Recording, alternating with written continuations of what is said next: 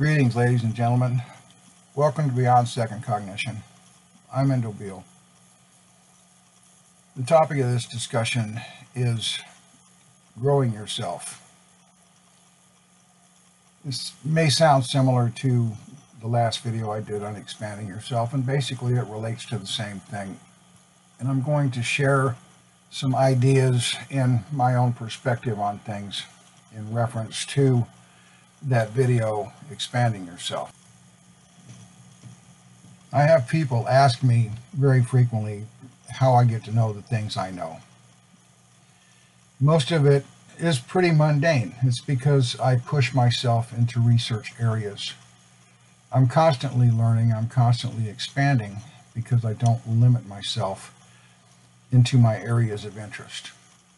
Over the past few weeks, I've been watching a lot of videos by Dr. Jordan Peterson, who is a professor of psychology at the University of Toronto. Dr. Peterson got shoved into the public limelight a few months back when he challenged a law passed by the Canadian government that not only violated free speech, but tried to create a form of Marxist mandatory free speech in reference to transgenders and things of that nature. And he protested rightfully so. Now, the reason I'm bringing up Dr. Peterson in this video is because there's hundreds of videos out there with sound bites of what he has said. And if people look at his videos and only look at the sound bites, they really don't have a measure of what the man is trying to teach. I don't think he initially sought the type of public notoriety that he has received as a result of fighting this Canadian free speech abortion bill that passed through their parliament or legislature, whatever they call it. But you're never going to get the measure of anyone listening to sound bites. If you don't look at the full teaching capabilities of what Dr. Peterson offers, you're only getting a partial picture. The left hates the man because he's going against the socialist Marxist agenda, which only makes sense. They want to claim that he's some type of right-wing activist when, you know, that's about the furthest thing from the truth that you can find. What Dr. Peterson is trying to do is inject some common sense and some civility into the public dialogue that is actually lacking. The right wing is amping up and the left wing is amping up, and there's not much voice of civility in the middle of it, and he's trying to be that voice. I don't think that Dr. Peterson was looking to turn into the public icon he has become. He's been elevated to that position pretty much based on my assumption or my opinion on the cult of personality. He's being elevated into this status, and I don't really think he was looking for it. I think he's trying to teach people some common sense. And if you only look at the soundbite videos, you know, presented by the supporters or the detractors, then you're not getting the true measure of what he's trying to teach. Now, he has a channel, Jordan B. Peterson, on YouTube. And he is a psychology instructor at the University of Toronto, and he has his lectures on tape. Now, this requires that you're going to have to sit down for an hour and a half or 2 hours worth of his classes to listen to what he teaches in full and get away from just the soundbite shit that's all over the internet trying to turn him into some kind of right-wing hero, which he is not. Although people try to equate him with Ben Shapiro and other right-wingers, I think there's a vast difference between what Dr. Peterson is trying to do versus political activists like Ben Shapiro, who's definitely in the right-wing camp. If you look at his lectures, you're going to find something completely different than the soundbite videos. It's also notable that Dr. Peterson is a Jungian psychologist, and I have personal objections to Jungian psychology, most of which are going to be aired in my upcoming book, Gutting Mysticism, but it has nothing to do with Dr. Peterson's psychological beliefs in reference to that. But the thing about it is, if you're going to grow yourself, you can't look at soundbite information. You have to be more thorough in your investigation and what you're trying to learn, and that means reading books rather than opinion articles or you know, in the case of Dr. Peterson, where you have his course lectures, and he has a lot of them out there, to listen to the course lectures and don't listen to the sound bites. In many respects, I'm in agreement with what Dr. Peterson's trying to do, because he's talking some common sense, which is really sadly lacking.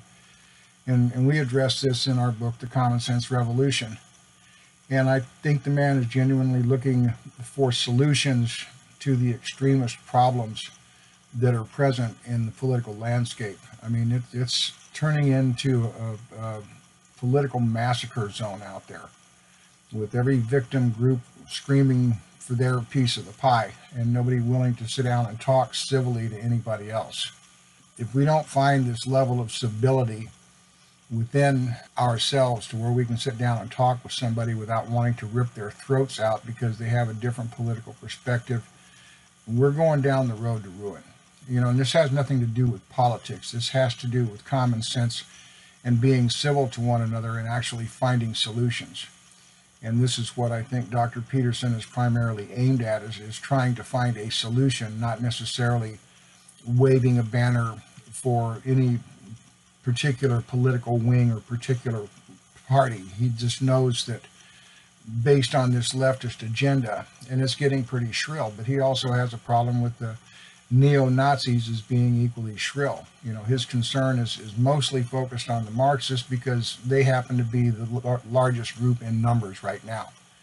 Neo-Nazis, as crazy as they are very minimal so far as their numbers go compared to the masses that gather for these leftist protests and things like that. So he has concerns, and I think they're justifiable concerns because of how this political scenario is playing out. But for your own growth, you have to develop some common sense, and you have to develop a broader perspective, and you can't do that living in a box. You know, if you're, you know, in a giant mansion and you're living in a closet in the basement, you're not going to know jack shit. Part of the reason that I have discovered as much as I have is because I'm always challenging myself. I'm always pushing my boundaries, and I'm always learning something new. I'm learning greater perspectives, and as I utilize my mind, which Dr. Peterson also endorses, by the way, you expand yourself. And when you expand yourself, you find that you can become knowledgeable on many subjects and have a worthwhile conversation, because you can see different perspectives on many different topics. If you're stuck in one view, you're not going to see anything beyond that one view. And we've talked about the tunnel vision circumstance in our other videos, and we've talked about it in our books. So in order to grow yourself, you have to broaden your horizons. You have to expand your perceptions and become more of a generalist rather than a specialist where you live in a room in a mansion rather than living in the whole mansion. I haven't put out a lot of video material lately because I'm eyeball deep in researching on the gutting book, and when this book comes out, anybody that holds any supernatural belief whatsoever, and this includes every religion because they're all based on supernaturalism, the belief in the supernatural God or whatever, mysticism, supernaturalism, religion, it's all the same stuff. And when I get this book completed and people have the guts to read the book and face what's in it, they're going to find out that what is taking place on our planet right now is not something new. It's not something that's happened in the last 100 years or so, that we're coming to the culmination of an agenda that is almost 4,000 years old. I know by making this statement I am challenging people's perceptions, but until you have the historical background and have done the research into the ancient civilizations and the ancient texts, what survives, even in a propagandized form, you have no clue what is happening in our world today. We are weighed down by a history that most people don't know a goddamn thing about. And because they don't know it, or because they perceive it in an incorrect fashion, they do not see what's taking place. That what's happening now was happening, it started easily 4,000 years ago, if not further back. And this is what this Gutting Mysticism book is going to show. It's going to show an inexorable agenda that has been progressing for 4,000 years to meet at this particular point in our history to culminate, which it's not going to do. But the people that have been driving the agenda are not going to quit just because they've lost a lot of their energetic or magical impetus. They're going to do it because they have no other choice. They have no place else to go, and it's pretty much a winner-take-all game, and they intend to be the winners. And if humanity doesn't grow some common sense and doesn't expand their knowledge, they may very well win. You know, I'm not going to be a glory-touting love's going to fix it all, because it's not. The only thing that's going to fix this thing is growing some wisdom by growing your knowledge, seeing through the shit and not participating in it, and taking those that are responsible for it and holding them accountable. This is common sense. There's no woo-woo divine aliens or anybody else going to come save us from this fuck-up that we live in. And until you can see how far back it goes and see what's actually been taking place through the ancient gods, which everybody still wants to believe are mystical, or through the Hapim virus hive agenda, which most people still don't want to acknowledge, you have no understanding of history. So when gutting comes out, it's going to tie all these pieces together, and I challenge anybody to refute what's there effectively. You can deny it, you can offer your perspective from a limited perceptual standpoint. I don't think you're going to effectively be able to refute the information. And this is the challenge to scholars. This is the challenge to those people that have interpreted history through their own myopic tunnel vision lens.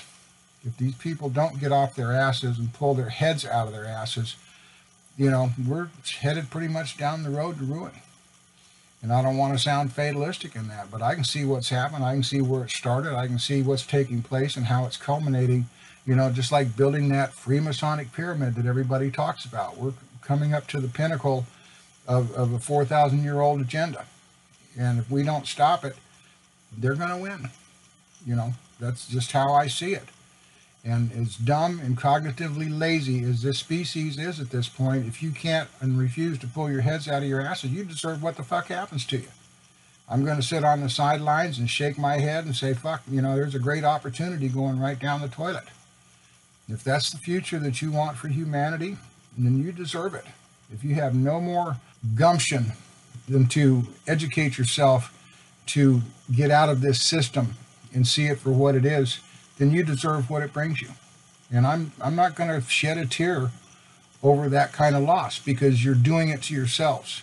And this is another thing that Dr. Peterson professes. You know, you are totally responsible for yourself. If you don't fix you, nobody else is going to. So I'm sorry if this is a, you know, kind of a dark forecast here, but all you got to do is look at the world around you. You know, the water is spinning in the toilet bowl, you know, and this is the way culture is going. And you can either go down with it, or you can elevate your consciousness by educating yourself, by growing some common sense, by taking responsibility for yourself and getting yourself out of the bowl and let the rest of the world go down with the flushing water. That's your choice. This is what we advocate. Be better than that. Transcend that. Take responsibility for yourself. Do your own due diligence and pull your head out of your ass and break the cognitive psychological programming. That's pretty much all I wanted to say. So for those of you